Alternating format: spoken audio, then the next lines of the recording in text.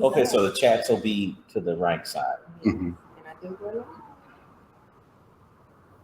Hey guys, thank you for joining me today. I have with me Dr. Gary Bailey, who is the CEO of Integrity Asset Management in the ATL area. And he also has two business partners with him. Would you guys like to introduce yourselves? I'm Tomika Donnell. I'm the ops manager. And I'm Jerry Gordon, CFO. Awesome, awesome. It's good to have you guys today. Good to have you. Gary and I go way back. I am a fan of him. He's one of the greatest musicians I know. And so it's good to see him on a different platform. I don't know anybody else that can play the keys like that. So if he can do that just as well as he's doing this business here, I know he's going to do great. So how long have you guys been in business? Actually, we just started business this year, but over the last, 3 years, me and Jerry have worked together, me and Tomika have worked together. So we kind of just decided to collaborate, and all of the knowledge and skills that we've been pouring into companies, making them millions of dollars, we decided to do it for ourselves. Right. That's cool. I can definitely understand that. Tell me a little bit about your company, just so our audience has an idea. So about us, we came together. Our initial plan was actually multifamily management, but then all of a sudden it started thinking about just different assets. Of course, time changing. Jerry has a background in financial management, stocks. Tomika has a background in property management and insurance. And so just kind of collaborating and bringing all of that together to help people understand how to manage their assets and to continue to grow our business, especially for people of color. So we're trying to really bring people of color together because there's a lot of things that we see, but we don't know. So we come together to teach them and take them from point A to point B. Awesome. You know, just in what you said about people of color not being able to put things together and go from point A to point B, I think right now that is something that's very important, not just for our people, but all people to be able to do, because in the area that I live in, I see a lot of people who don't know how to put things in order, as far as, you know, the tools that they need in order to advance themselves. I understand you said that Jerry does stocks, and Tomika, I can remember your name easy because that's my name, insurance. And so, you know,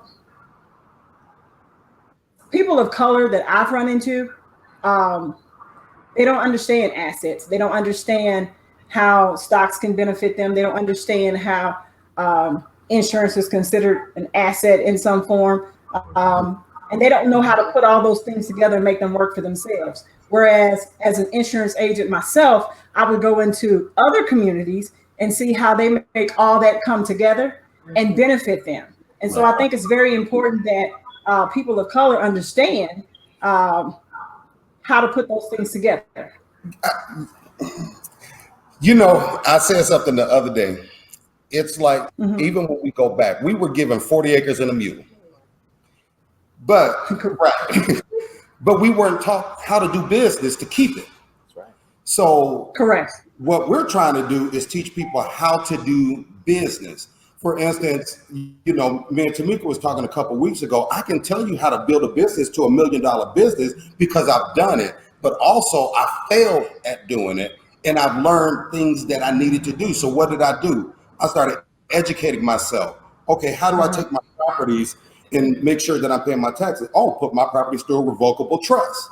You know, you have to learn different strategies. And if we don't read, if we don't learn, if we don't even sit amongst each other, how do we know how to take that business from point A to point Z? But we forgot there's 24 of the letters in between that. That's right.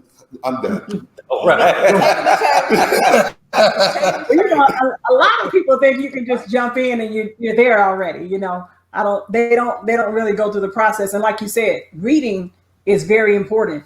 And I don't think, you know, when I look and when I talk to people, one of the things that I hear all the time is it's a scam, it's a scam, it's a scam, because they don't read. They don't know how to invest. They don't know how to, you know, look at properties and you know what's the value of something. They don't understand that. Can I say something? And so, Can I say something sure, to go that? ahead. Because I am also a financial advisor and I do a lot of these workshops. And one of the things I always say is that skeptical people are always broke. Yep. Skeptical people don't have any money. They don't. So they Right. don't want to lose. You know, and so Right. rather than, you know, taking the time to educate ourselves, especially in we live in a microwave generation where people have this level of intellectual laziness. Yes. Where instead of them going the extra mile to try to quantify, qualify, objectify, figure things out, the first thing they'll do is they'll just discount it. Or you see it all the time, people sharing things on Facebook and they haven't even read the article. Right. Oh yes. Intellectual Yes. laziness. Yes. But And that translates directly into how we manage our personal lives and our finances as well. So it really That's right. is a major issue. And that irks me though. It's have you even read? And most of the time they haven't. Most of the time they haven't read it. They just heard by word of mouth, and they heard or they saw what somebody else did instead of going and investigating it for themselves. Correct. So most of the time when they say that, they haven't gotten all the information. In order to make a good sound judgment on something, you need to have all the information. And I don't think that we get all the information. Right. no, Kapunki said that. Right. Right? Because such and so said this way, but such and so Don't they're not even in a better position than you, or it could be someone who's doing a little bit better than them that they kind of, you know, take their word for it. And then Right. here's this person who is acting under the guise of being knowledgeable, Mm-hmm. but it's the blind leading Yes. the blind, and we rather go to gossip Right. and blogs Correct. than to listen to a podcast, listen to an audiobook. I think at this point in time in life where there's so many smartphones with free courses online like edX, Yes. so there's so many tools, but we choose to focus on dysfunction. Right. Right. That's my biggest. And I think that's because it's normal. It's normal for people to be in dysfunction. And I think they just kind of go with the norm instead of taking the time to learn. Because like you said, there are so many platforms that do offer free education, even free financial stuff. I see it all the time. And I don't think people, you know, take advantage of the tools that they have out there. I'm a big advocate of people having not just tools, but knowing how to do it. I often tell people that when I grew up, my grandparents would say, you know, learn all you can. They would tell us, you know, go and become this, you know, you can do anything you want to do. But one of the things I preach and I teach to my kids and is that that's good to tell somebody that. And I understand what they meant because you can only tell somebody as much as you know. And it's good to tell people that. But if you give somebody a toolbox who's never used a tool, they don't know what to do with it. Right. And so I think it's very important that when you give somebody the tools, that they know how to use those tools. And my whole point is Can I say education. this? I have another thing to interject. Okay. Go ahead. 2/3 Holy Ghost. And 1/3 financial advisor. Don't play with me, kid. Okay, so here's the thing. Okay, I forgot what I'm about to say. What was I about to say? Hold on. Got too caught up. Hold on. Okay. So, hold on. What did you just say? Say that again. Toolbox. I was talking about having the tools to, a toolbox with tools, having the right tools. Toolbox. Okay, it's gonna come back. Continue. Okay. It'll come back to you.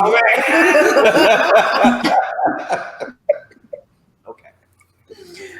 What are some of the tools that you think that would benefit people as far as being able to maximize their benefits, as far as whether it's in property, whether it's in stock, whether it's in insurance, whether it's,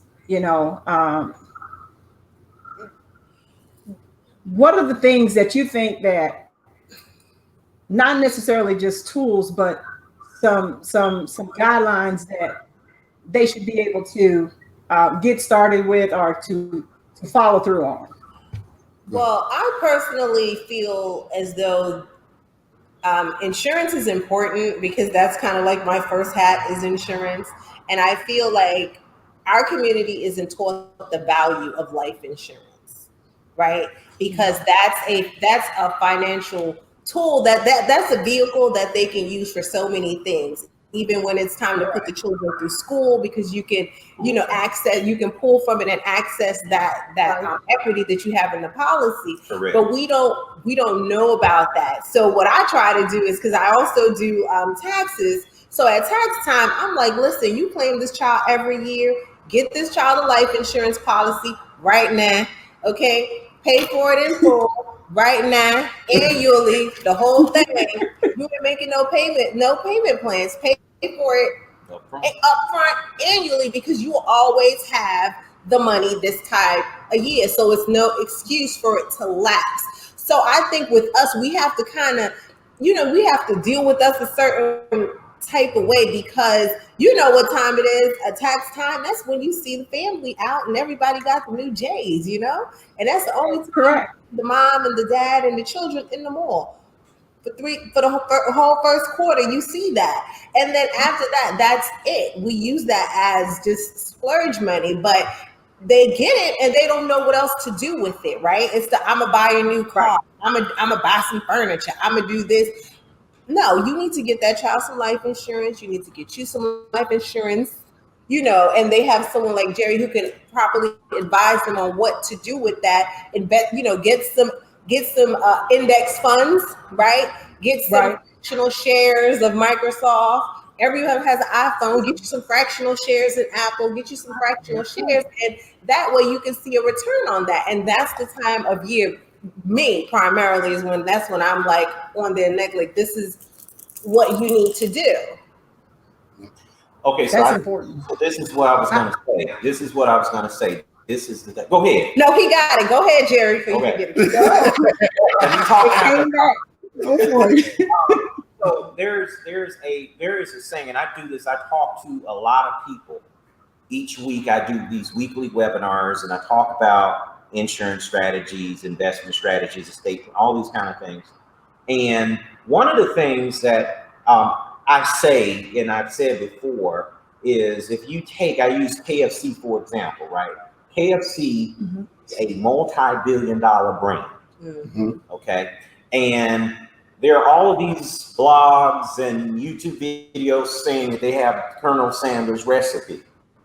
Here is the thing about Colonel Sanders' recipe or Popeye's recipe or Chick-fil-A's recipe. Yes, they are proprietary. But here's the thing. You can put that recipe out, and 99.9% of people will not use it. Right. Because they are interested in it, they don't want it. And you know the difference between being interested in something and wanting something? PUW. Prioritization, urgency, and work. You must have all three to want something. Yep. If you don't PUW, you don't really want it, you just interested. Yeah. Right. See, when you see an investment account with $1.3 million in there, when I made my video and I showed you, I made all of, oh my God, I want to do it. They won't sign up. They're interested in having a six-pack when they see yours on Facebook, see. But when you realize that you got to get up at 5 o'clock in the morning you can't eat and you can pizza you can't all of a sudden they busy and they got to run it by their wife. You see, that's why you take it like a what? Bring a singer. Yep. So PUW is important. And a lot of people in our community tout Black wealth because it's this in vogue thing, right? We've been so disenfranchised so long as a community of people. Yeah. But at the end of the day, you cannot really make someone really want something that they don't want for themselves. Absolutely. Most people are just interested in building wealth. They don't really want to be wealthy for real. Because if you really want to be wealthy, you work till 1 o'clock in the morning. That's right. You work 16-hour days. When you really being wealthy, you up when everybody else sleep. You thinking about stuff when everybody else out what they think. You work. Mm-hmm. Being financially successful is work. Yeah. It And is work. not only that, you're going to surround yourself around people that's going to benefit Thank you. you. Now, for instance, I'm sitting here with my team, and we all have our strong suits. Jerry put it best when we talked earlier. He said, Gary, you know strategy. You're the strategy man. That's right. And Tomika knows operations. Let me tell you, we work together.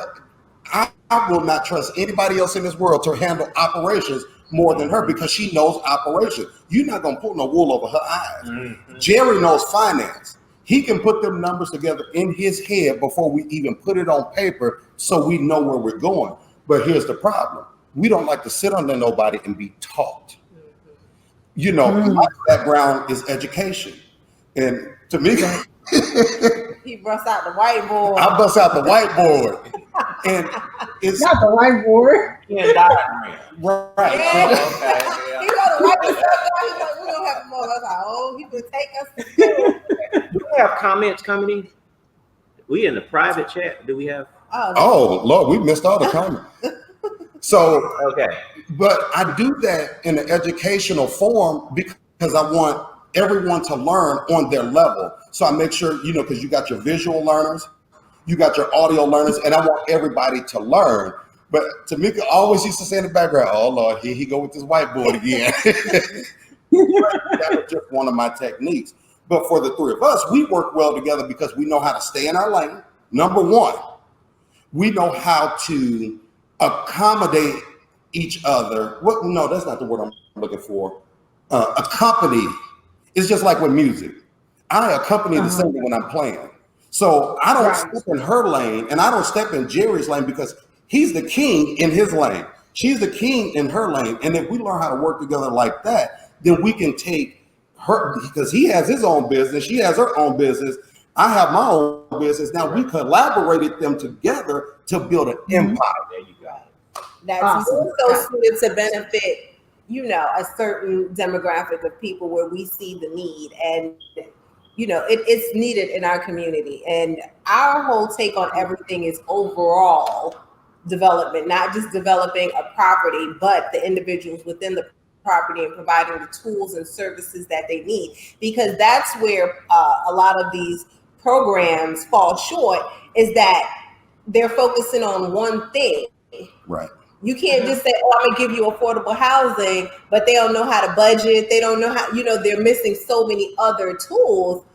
It's counterproductive. And that's why in most major cities, there's the housing choice voucher, the waiting list are over, you know, thousands of people. It's unrealistic. And then there's also a demographic of people that pass down the vouchers like family heirlooms. So true. Yes. You know, because they haven't gotten past that, right? They just know how to get housing, right? And they know what to do in order to keep their housing, right? Because you say, oh, you ain't gonna make me lose my, right? They're not going to lose their housing. That's correct. Right. So they know what they have to do, but only in that aspect. Hold on. Joshua Collins said, if you don't know how to use a tool, it can become a weapon. That's a fact. Ain't that true? You better stop, That's a fact. And that's true. That's true. That's very true. I'll go deeper. It becomes a self-destructive weapon because the toolbox is in your hand. You've been given the tools. If you're not taught how to use them, you're gonna fall on your own sword. That's why we have webinars with Jerry, and you can sit down and talk to Tomika about how to better yourself. But for some reason, it seems like we can receive it more coming from somebody a little more pale than us. I said it. I did. I'm sorry. But it's why we cry. No, but you're telling the truth. And I say this, and I give this story, and this is, people ask me, and they've asked me this over the last probably almost 2 years that I've been doing my financial workshops, and they say, what made you start doing Black Work Bootcamp? What made you start doing that? And I said, once upon a time, I was tasked with giving a presentation to a group of people who didn't look like me. And it was the same information that a white guy had given the night before. I came and gave the same information, regurgitated the same information. Now, they don't even know that a lot of that may have been taught by me, but because they were more receptive to the person that was given the information, I stood up there and everything I said was questioned. The guy actually had to say, if you're not going to listen to this young man, right here in Georgia, if you're not going to listen to this young man, you can leave. Wow. So I said from that day forward, I am not going to provide my knowledge to anybody that's not going to receive the information from me based on how I look.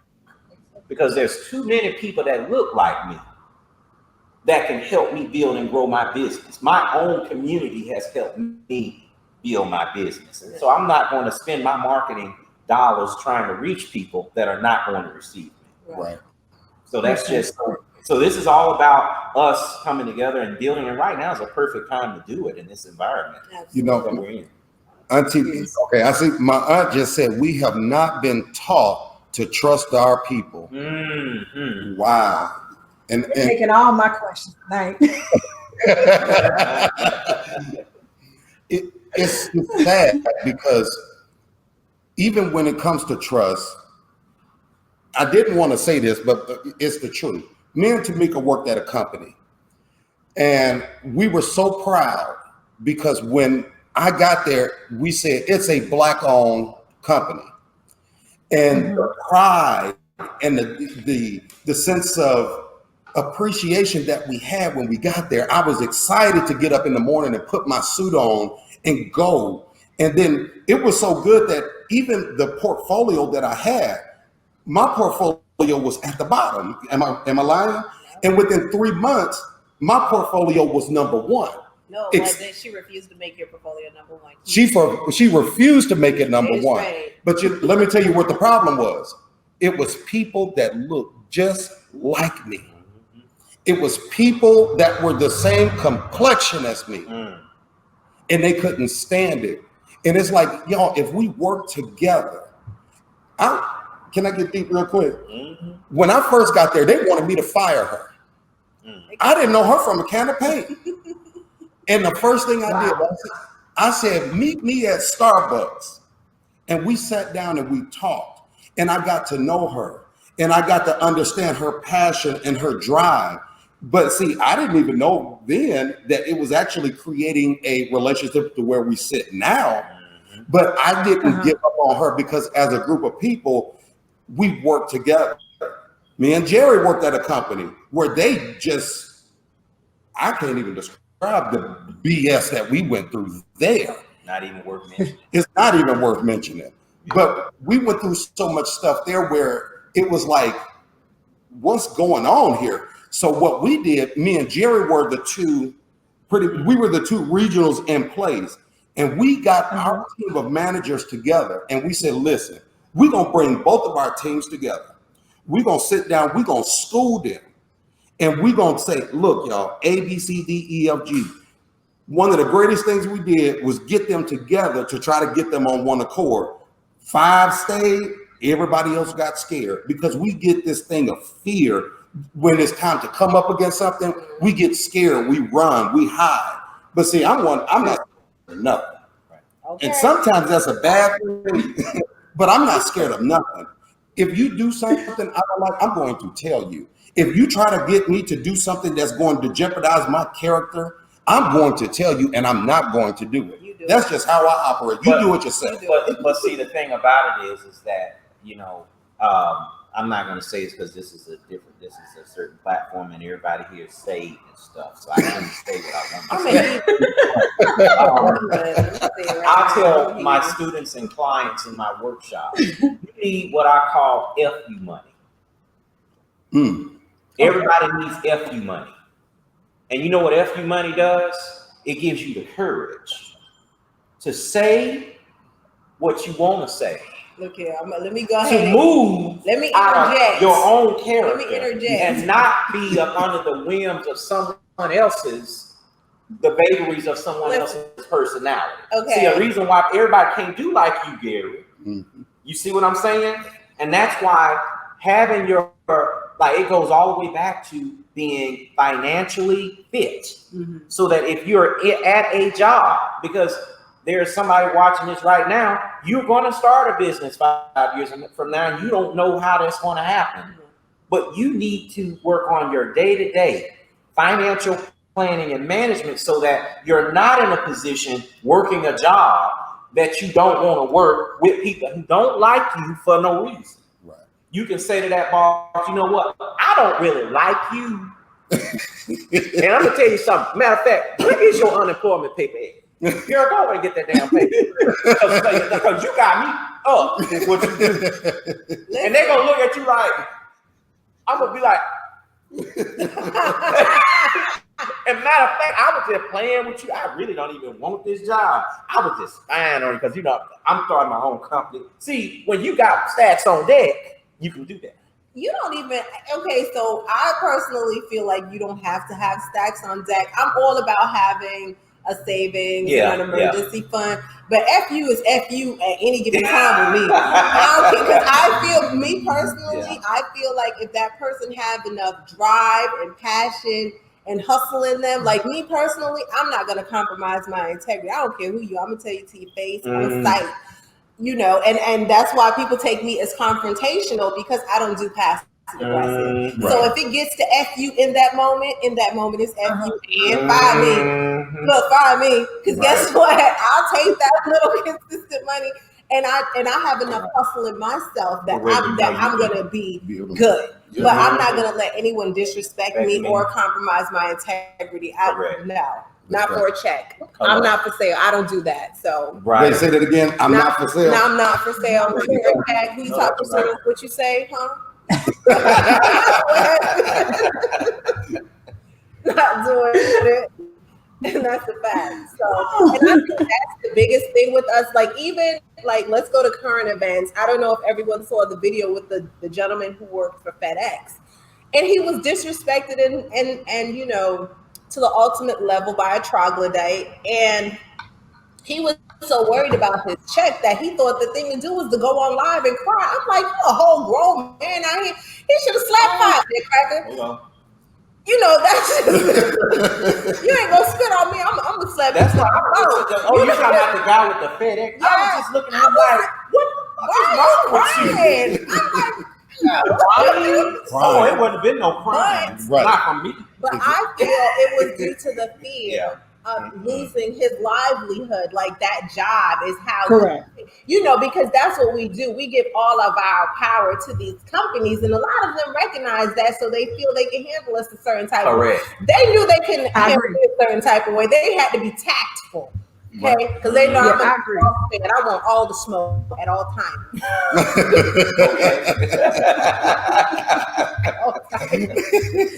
I like you. I like you. That's what I'm talking about. At all times. Yeah, so. Smoke at all times. So you need to be tactful and come correct. But most of the time, they don't feel that they have to, because there's this fear of, oh my God, I'm gonna lose my job. Right. It's the job. Right. Right. I see that a lot. I see that a lot, where people are afraid. And so because they've given the company all the power, they don't have anything, you know, any backup plans, any savings, that the extra money that he spoke about. or faith in themselves. Correct. Because if you have the faith in yourself, you know you ain't gonna starve. You know you're not gonna get your car repo. You know you're not gonna let yourself get evicted. You know you're not gonna let your children suffer. You know what I mean? Like if you have that faith in you, you're not gonna let that happen. I mean, because I'm correct. I have 3 children, and guess what? It's hard out here because I'm not compromising because I know I'm capable. Right. You get what I'm saying? Right. So I don't have to deal with certain things because I know I'm capable. And that's the thing. We don't have enough reliance in ourselves to think that we can be capable without punching somebody's clock. Right. Yeah. I do. One of the things I'm teaching my children is to come up with ideas, think outside of the box, be your own boss. I tell them all the time, I don't want you to go and punch somebody else's clock. I'm doing that, but it's not like it's gonna last forever. Right. It's just a matter of time. Well, here's the thing. So we're already being taught how to be an employee. There are other people that are being taught how to be entrepreneurs. But then you, a group of people like us, we're trying to educate you how to be an entrepreneur. Punching a clock, I did that for a little bit, and I pretty much say, I got to fire y'all because it's time for me to do my own thing. Because why am I making you $500 million a year when I can make myself $100 billion a year? And you're paying me what? While I'm making you that, you're paying me pennies. Right. Yes. That is so true. And that is so true. And that's one of the things I am. A formal education is good, but a financial education is everything. If you learn a financial education, which goes back to reading, which goes back to downloading these ebooks, which goes back to sitting among people that know what they're talking about, you get yourself a financial education. You can work for FedEx for 2 years and say, deuces, I'm out. I'm going to start my own business. Instead of sitting there struggling every day, going into work, having a dream up here, but the fear is preventing you from getting to that next level. Right. Wow, I like that. The dream, you have the dream in your mind, but in your heart, you're scared. You're scared to make a move. Yep. Yeah. What if I fail? What if I'm not successful? What if nobody comes? And earlier you made a point about somebody made a comment about not trusting. We don't trust. We've been taught not to trust us. And that is like a huge thing right now, because when I look around and I can see, the other day I was out at a hair store. We all know who mostly have the hair stores. Right. There's an African-American lady that has the only hair store in our area. And the comments were made, well, their prices are too high. They got to give me a discount. But you'll go to the other store and won't ask for a discount. Exactly. But you don't trust that the hair from our people that they're selling is good hair. First of all, and it just didn't make sense. Just didn't make sense to me. Why come you don't trust it? It didn't make sense to me. It made no sense to me. The only Black-owned business in that particular market in the area. Now we won't go ask the other folks, the little Pella folks, for a discount, but we'll go ask our people for a discount. Why come we don't trust? And say that again. We feel like we're entitled, but at the end of the day, you walk into Walmart. I don't care if Sam was my best friend. He's not going to let me get anything that I want for free. And even when it comes down to our own businesses, I'm not going to ask you to discount your rate to me for free. If I can support Bobby, I should be able to support Jerry 100-fold. Right now, we're at a Black establishment because we believe in supporting our own people. And that's what, even supporting our own people, I may not agree with you sometimes.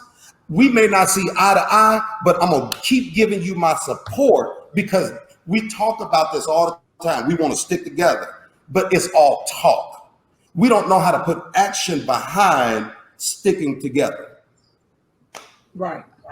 And the level of even though now you can see, it's kind of like the veil is gone, right? You can see how much understanding, and we'll make excuses for other people, but we don't have any tolerance when it comes to each other. Like the level of understanding and patience that we have for each other is like non-existent.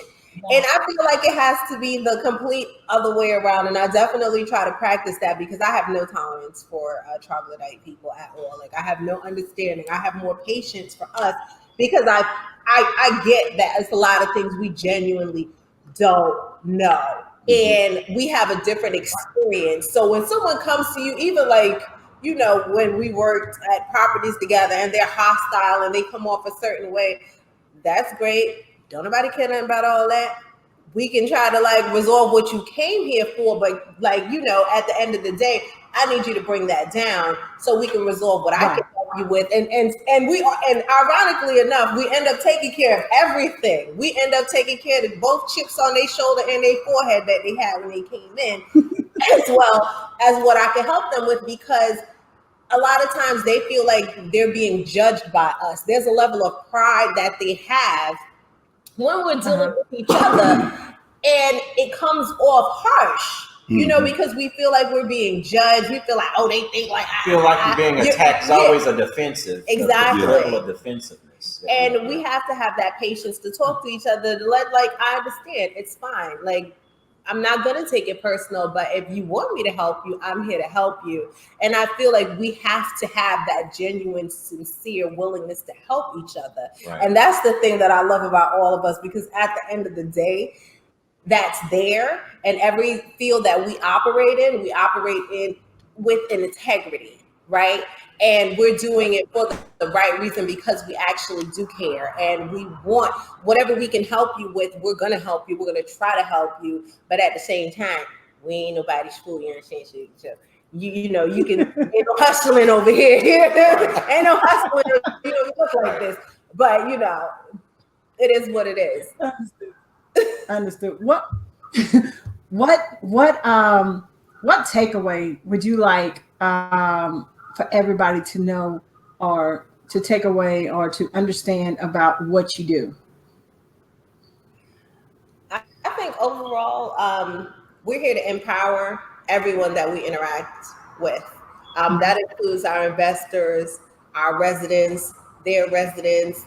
It's overall empowerment of everyone collectively that we interact with, and we interact with everybody with respect and integrity and honesty that I think is very much missing in this lane, because everyone is pretty much just kind of trying to get a quick check. And, I think it's more than that, because when it comes to people's homes, that's a big investment. That's one of your largest investments in your lifetime. So I feel like that definitely has to be done the right way, because the worst thing is you want to be is somewhere that you felt like you was hustled to get there. Correct. In any respects. Yeah. And that's even dealing with other people investing, in opportunities with us. You don't want to feel like you're hustled. You want to feel comfortable with the entire process and know that everyone is operating with your best interest at heart overall.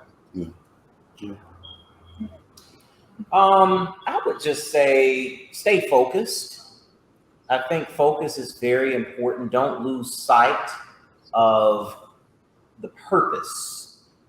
Everything you do must have a purpose and a mission. If you're doing it mechanically, if you're not strategic about what you do, you will soon lose sight, you will lose morale, and you will give up. And the difference between success oftentimes and failure isn't the smartest person. It isn't the person that has the most resources. It isn't the person that's the most connected, which in and of itself is a resource. But all of the accoutrements of what we think are required for success, those are really sort of not really as important as tenacity. The difference between success and failure is you kept going one more year. That's right. Or 2 more years. Or 1 more hour. Or 1 more hour. Yep. That's the main difference between success and failure. And so I think whoever is watching, I think, you know, Gary and I worked together, and we would sit there and we would talk about, we can do this. Mm-hmm. Yeah. And we're like, they're not even doing a good job. At all. Right. At all. And so that, I think, you know, but we, you know, that tenacity, I think, is extremely important. I would say unity, because even with us here, we've unified at some point in our quote unquote careers to bring us to this point. Even now with what's going on, we see everybody posting on Facebook and Instagram about Blacks sticking together. There's an old saying that says, what you do speaks so loud, I can hear what you say.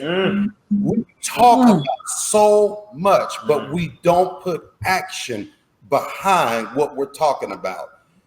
If we learn how to work together, it doesn't matter who's in charge. Let's work together. It doesn't matter if you got more than me, let's work together.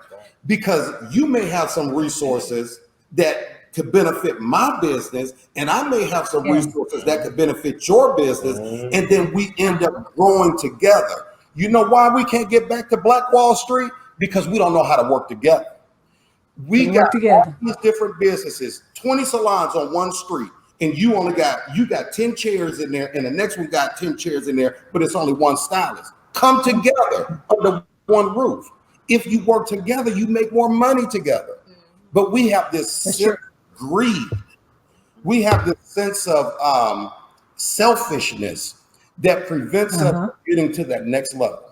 And that individuality. And I don't feel like it works for us. I feel like we're a village people and we work better together collectively than individually. So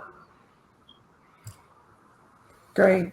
I totally I enjoy the takeaways from all three of y'all. That's good right there. I could talk to you guys all night. I do have a question. We got cocktails. We can't talk all night. Don't worry, I can't talk all night anyways. It'll be Coke 30 in a minute. So, but one of the Coca-Cola. So one of the questions from Instagram was, why do you think it's hard for African Americans to invest? I can answer that question because I've done a tremendous amount of research on the wealth gap, and really that has sort of been a predominant theme in this country. And really, there are really a couple of ways to answer that question. You can answer that question from more of a philosophical perspective, right? Which has to do with your thought process and how you were brought up, and all of these, you know, these big philosophical. If you just think about yourself, yeah, we get that, right? But more specifically, it goes all the way back to redlining. It starts with Jim Crow. Yep. And when you think about sort of the starts with integration, we should have left. Well, here's the thing. there is if you think about the majority of wealth in this country for really most of this country's existence has been held in real estate. Only more recently has wealth been decentralized from real estate into other assets. Right. And so you go back to even when the White House was built and to when the cotton farms were there.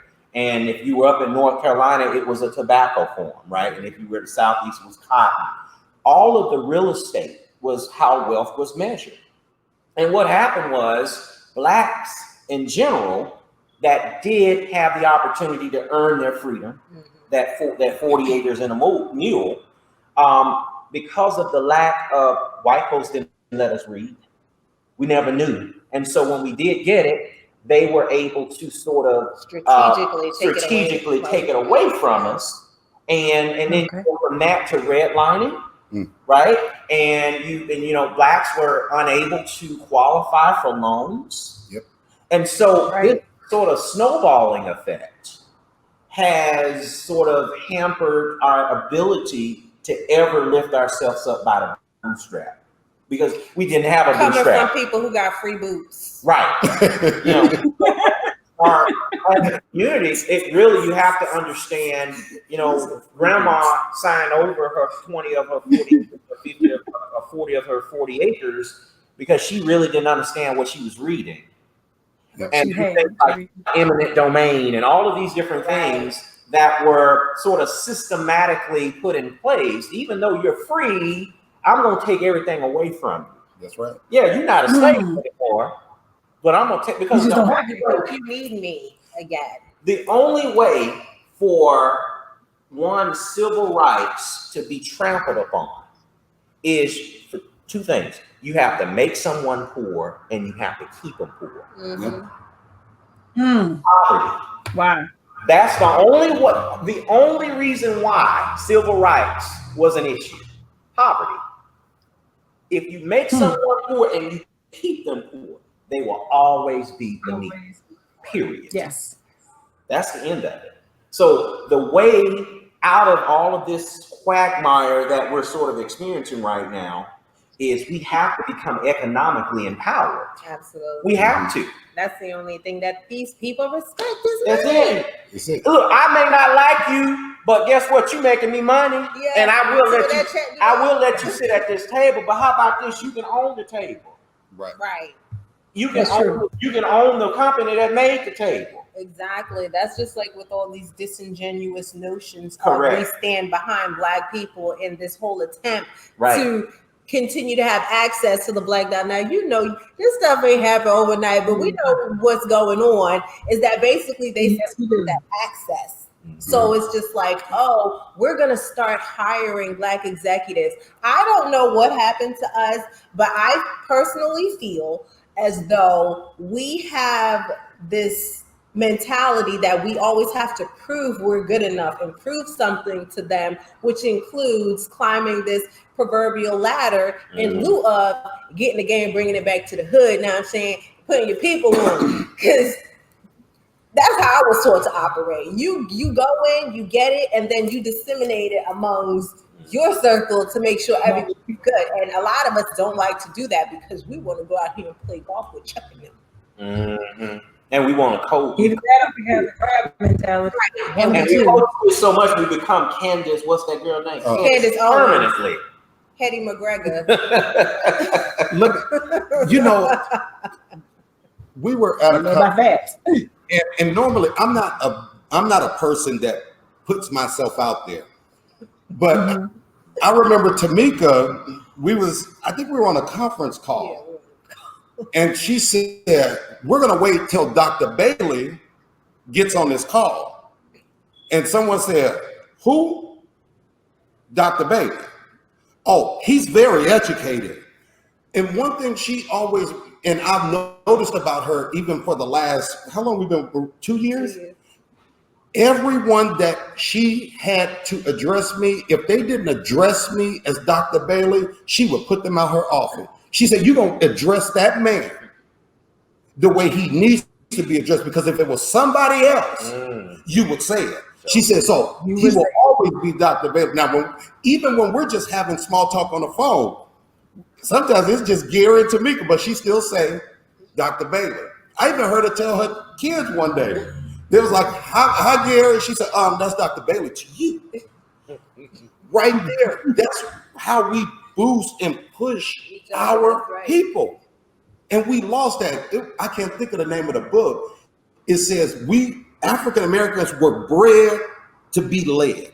But we don't understand that we are leaders, but we know how to follow. I'm gonna tell you the biggest problem, and forgive me, some of y'all church folks. The church has taught us to be submissive and not lead, because we don't allow people to be successors. We don't allow people to walk in leadership. We don't allow people to use their gifts. And that's right, Auntie, and we don't respect each other. But what happened is that even through that, we start putting each other down. We started pushing each other to the curb, and then now all of a sudden, when one of us gets shot and killed, now we want to stand together. Right. But what's the real cause behind it? Right. Because you got mad when the lady up the street was telling you about your badass son before he started picking up guns and stuff. Like, you can't tell me that about my son though, because it's that small. It's that small of a thing that leads to other things happening. Correct. Is that we don't allow, because that's what we did. I'm Jamaican, so the whole block could be, you'll get a beating from everybody. Right. Yeah. And that's just what it was. And it's like we've lost that because it's this whole sense of, you're not going to correct my child. And your child could be wrong. And being aggressive towards the person that's trying to correct your child, you're missing the fact that your child is still wrong and needs to be corrected. Correct. And we don't like to take ownership for anything. Oh no, we don't. Right. That's a big thing. We don't. Well, there's another. I'm sorry. Go ahead. No, go ahead. I was just going to say there is this thing called cognitive dissonance. Oh man, yes. Where a person's actions and beliefs are not aligned, and so when there's a misalignment between one's actions and beliefs, people try to rationalize, they try to make that dissonance disappear, right? And so so that's one thing. And then second thing is there's something called perspective distortion. And perspective distortion is so close on something, you can't really see what you're looking at. Yeah. Right? When you're too close to the action, you don't know what you're looking at. You got to step back. Mm-hmm. Yep. And sometimes we have to step back in order to objectively be able to take criticism and say, you know what, you do kind of have a point. Yeah. Without getting so caught up in, and just take ownership, like you say, of now this situation that happened here that just recently happened in Atlanta, where this young man was killed. Now I watched that video. Now I couldn't watch George Floyd's video at length. I couldn't watch that whole thing, but I watched that video. Now there are a lot. I was in the barbershop today. That's why I'm looking fresh and clean. Okay. Y'all know you heard that song in your head. Stop playing. There you go. Okay, look. But here's the thing. The guy was in my barbershop, and what we do as Black people is we try to justify everything that we see another Black person do to sort of fuel our lack of ownership and lack of accountability and responsibility within our own community. Now, at the end of the day, just because he's Black, that does not mean that he was right in what he did. I'm just saying. That doesn't mean that he was right. And what happens is you go into this slippery slope of justifying everything that someone does. And what happens is there's a saying that goes, what'll make you laugh and make you cry.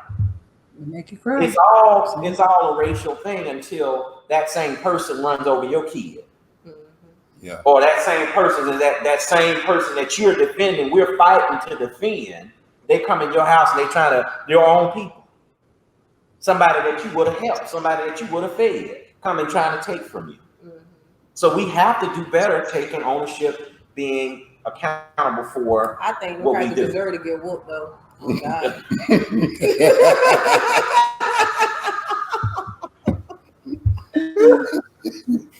That's true. Well, I definitely have. Like, it's in the Constitution. We have the right to defend ourselves. Yeah. You don't have to sit there and let the manhandle you. And that's the thing. They approach the situation with no respect. And where you put your hands up, you get hands put on you. Hands. That's true. Yeah. But ironically enough, there was a similar situation in Cobb County where there was a gentleman who was intoxicated in front of the police station and he was escorted home. There ain't nobody talking about that though. He was escorted home by the police. And have you ever watched? I had the same thing. And you two know the guy. What's the guy named Dylan Roof? Yeah, the one who or what was the guy named that killed Trayvon Martin? Zimmerman. I'm not trying to say that I'm not a violent person. Okay, I'm not. But why is George Zimmerman still alive? Because I can't because let me explain why he's alive. Because I'm gonna tell you why. This is my synopsis of why he's alive. I'll tell you why he's still alive. Okay, is because we want justice, right? And even though we don't get justice, we know we don't get justice from the so-called justice system. We're surprised when we get justice. When stuff go our way, we're like, what? Yeah. Right. We're shocked, right? Because we don't feel entitled to that because that's not our experience. Right. So when your child is killed, you're gonna call the police. You know what his daddy should have did? Went to his house and knocked his head off. That what should have happened.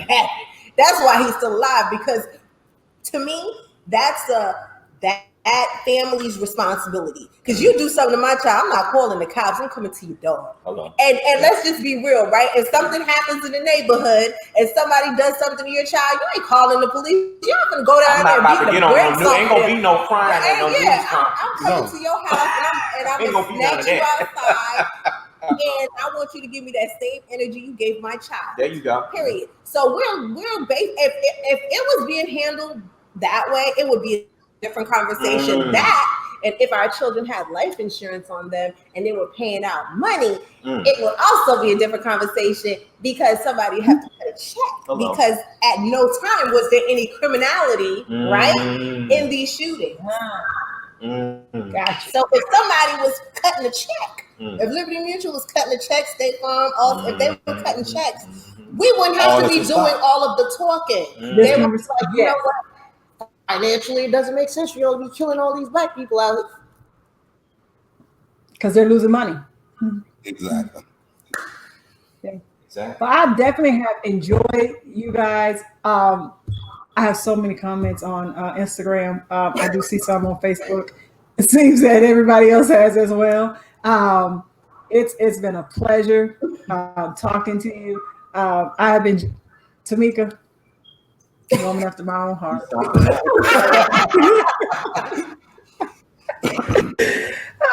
Mr. Jerry, I can tell you know your stuff. You know your stuff. I wish you all the best. Dr. Gary, I'm still waiting on that lesson. I wish you much success in your business endeavors.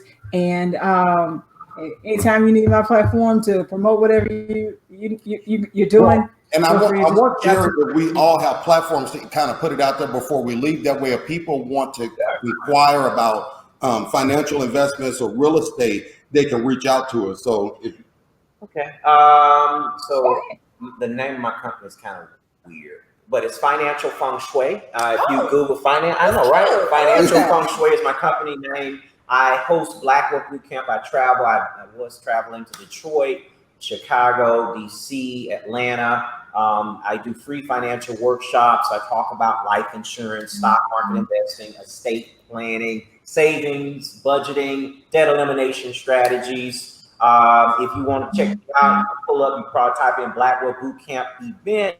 I'm probably on the first page of Google. I do weekly workshops. So if you're interested in learning about stock market investing, different financial strategies to build wealth without changing your lifestyle, operative phrase, check me out. Ow! Yes, I felt that thing in my spirit.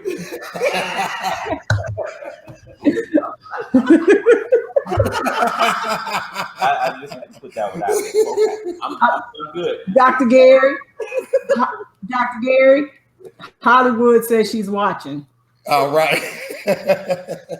Well, I'm Miss MZ_ Bunnell on IG, so you guys can reach out to me on there if you have any questions about taxes, insurance, and anything. I try to be, if I can help you, I'll definitely try to point you in the direction of someone who can.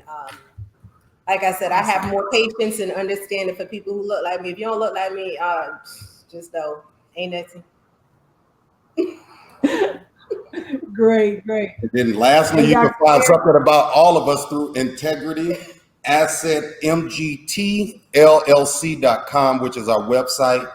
You can email us info@integritymanagementllc.com.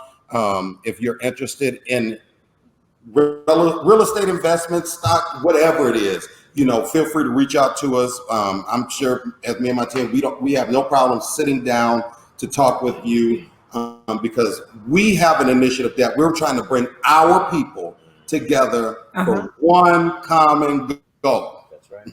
Get paid. Awesome.